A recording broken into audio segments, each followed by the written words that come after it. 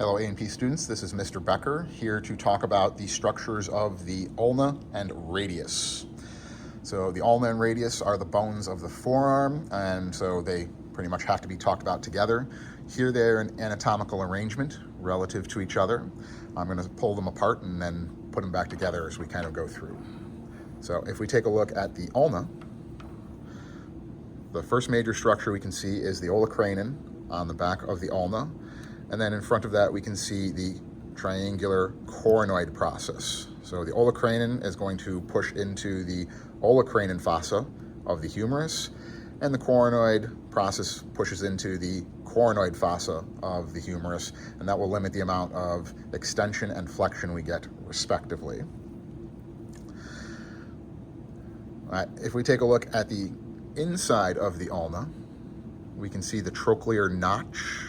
It's kind of a triangular structure that is going to rest in the triangular notch of the trochlea.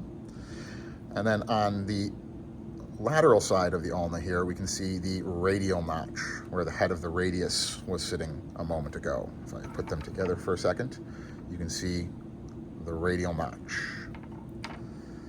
And then on the distal end of the ulna, you can see the styloid process of the ulna on the head of the ulna down here. If we take a look at the radius, we can see the head of the radius here, and the fact that it's a cup-like structure.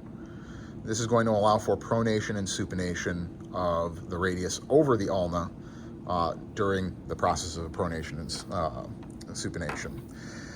Sitting directly below the head is the radial tuberosity. This is the site of insertion for the biceps brachii, one of the reasons why we can supinate while we flex. On the other end of the radius down here, we have the styloid process of the radius. And then inside here on the medial surface, we have the ulnar notch, where the two bones are going to make contact with each other.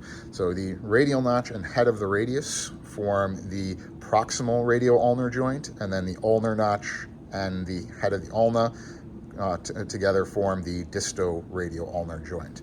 And when we put them together like this, we can see that the radius is going to be able to rotate around the ulna as part of pronation and supination.